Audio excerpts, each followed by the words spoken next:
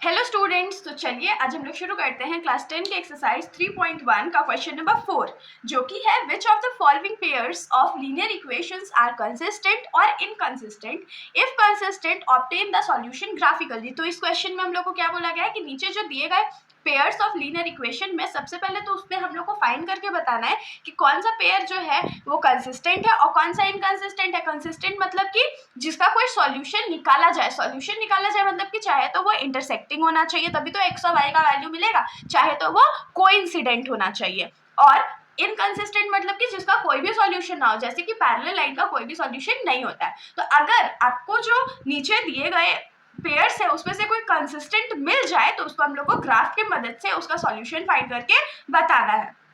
तो इसके अंदर हमारा पहला क्वेश्चन क्या है, x plus y is equals to 5 and 2x plus 2y is equals to 10।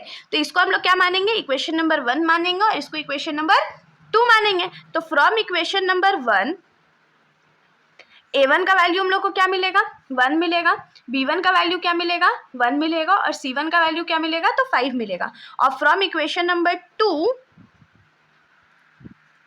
a2 का वैल्यू हम लोग को क्या मिलेगा, 2 मिलेगा, b2 का वैल्यू क्या मिलेगा, 2 मिलेगा और c2 का वैल्यू क्या मिलेगा, तो 10 मिलेगा। तो यहाँ पर से हम लोग a1 बाई a2 का वैल्यू फाइंड कर लेते हैं। तो a1 बाई a2 क्या हो जाएगा, 1/2 हो जाएगा। b1 बाई b2 का वैल्यू फाइंड कर लेते हैं, वो क्या हो जाएगा, 1/2 हो जाएगा। और c1 बाई c2 का वैल्यू फाइंड कर लेते हैं, जो कि क्या हो जाएगा, 5/10। अगर इसको जब हम लोग कट कर देंगे तो c1 बाई c2 का वैल्यू क्या आ जाएगा, 1/2 आ जाएगा। तो अब हम लोग क्या करते हैं, हम लोग यहाँ से क्या देख सकते हैं कि a1 by a2, b1 by b2 और c1 बाई c2 तीनों का वैल्यू इक्वल है, मतलब कि इसका जो सॉल्यूशन है वो कंसिस्टेंट है। तो since a1 by a2 is equals to b1 by b2 is equals to c1 by c2, therefore the lines are coincident है, मतलब कि सारे जो सॉल्यूशन है बहुत सारे होंगे इसके, एंड कंसिस्टेंट, कोइंसिडेंट है और कंसिस्टेंट भी है।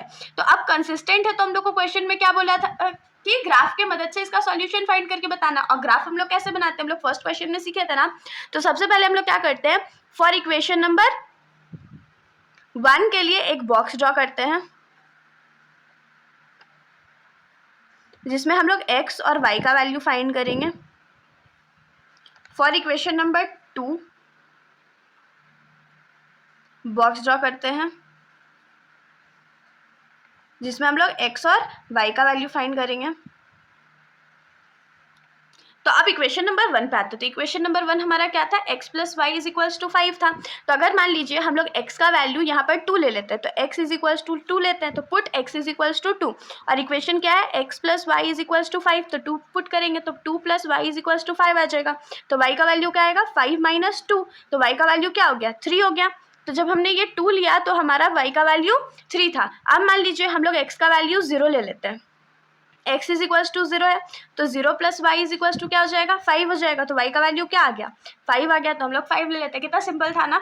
अब सेकंड इक्वेशन पे आते हैं। तो सेकंड इक्वेशन हमारा क्या है, 2x plus 2y is equals to 10 है। तो इसमें मान लीजिए कोई अलग नंबर लेते हैं, जैसे कि मान लीजिए पहला 1 लेते हैं, तो इसमें क्या हो जाएगा,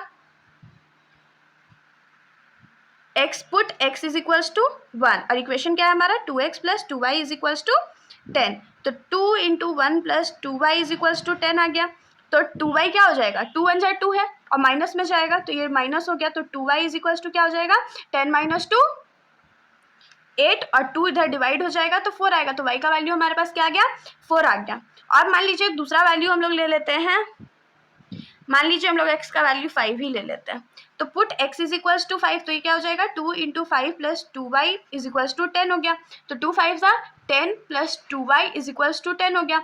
तो 2y क्या हो जाएगा, 10 माइनस 10 और y का वैल्यू क्या आ जाएगा, 0 आ जाएगा ना। तो यहाँ पर 0 हो गया। अब देखिए सोचने वाली बात यहाँ पर क्या है कि हम लोग तो जान रहे थे कि ये जो लाइंस है वो कोइंसिडेंट है, मतलब कि वो एक दूसरे के ऊपर लाई करेंगे, लेकिन हम लोग को तो ग्राफ की मदद से प्रूव करके दिखाना। तो हम लोग अब इसको ग्राफ पे ड्रॉ कर लेते हैं। तो चलिए सबसे पहले हम लोग अपना कार्टेशियन प्लेन ड्रॉ करते हैं। तो देखिए ये हमारा जो कार्टेशियन प्लेन है वो रेडी हो चुका है। तो इसमें हम लोग सबसे पहले क्या करते हैं, तो इक्वेशन 1 के लिए पॉइंट्स मार्क कर लेते हैं। तो इक्वेशन 1 जो था हमारा, उसका पहला पॉइंट क्या था, 2,3 था ना, जहाँ पर x का वैल्यू 2 था और y का वैल्यू 3 था। तो 2,3 कहाँ आएगा हमारा, कहाँ लाई करेगा, कुछ यहाँ पर लाई करेगा। दूसरा पॉइंट हमारा क्या था, 0,5 था, तो 0x का वैल्यू और 5y का वैल्यू। अब ये दोनों पॉइंट तो मिल गया, तो हम लोग क्या करते हैं, इसको ज्वाइन कर लेते हैं।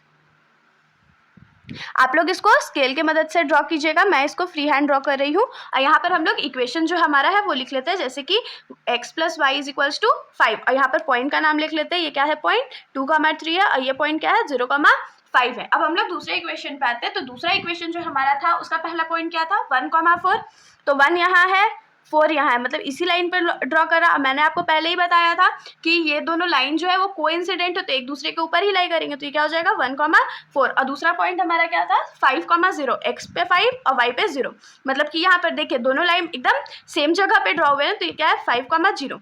तो हमारा दूसरा इक्वेशन क्या था, 2x + 2y = 10। तो ये दोनों जो लाइन है वो कोइंसिडेंट है। अब हम लोग को इसका सॉल्यूशन फाइंड करने बोला था, तो हम लोग इसका सॉल्यूशन फाइंड कर लेते हैं। तो देयरफॉर कौन कौन सा, कहाँ पर ये लाइन इंटरसेक्ट करा, तो ये चारों पॉइंट पे करा। बहुत सारा ऐसा पॉइंट होगा जिसपे ये इंटरसेक्ट करेगा, तो हम लोग लिखेंगे देयरफॉर रिक्वायर्ड सॉल्यूशन इज 0,5 ले लीजिए, या 1,4 ले लीजिए, या 2,3 ले लीजिए, या 5,0 ले लीजिए, क्योंकि सब सारे पॉइंट्स पे लाई कर रहा है, डॉट डॉट डॉट एक्सेट्रा। तो इसके साथ हमारा ये जो सॉल्यूशन है यहाँ पर खत्म हो जाता है। अगर आप लोगों को कोई भी डाउट हो तो आप लोग कमेंट सेक्शन में एकदम पूछ सकते हैं, वरना अगर आप लोगों को वीडियो अच्छी लगी हो तो वीडियो को लाइक कर दीजिएगा, और मेरे चैनल को बिना सब्सक्राइब किए कहीं मत जाइएगा। Thank you.